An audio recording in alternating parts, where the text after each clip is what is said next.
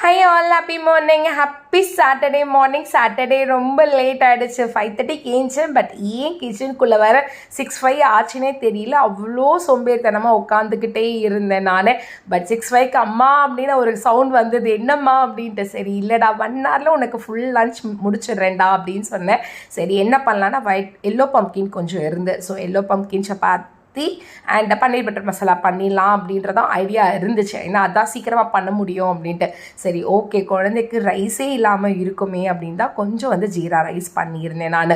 இந்த 3த்தில் உங்களுக்கு எந்த ரெசிபி வேணாலும் எனக்கு சொல்லுங்கள், நான் கண்டிப்பாக உங்களுக்கு தனியாக ஷேர் பண்ணுறேன் நான்.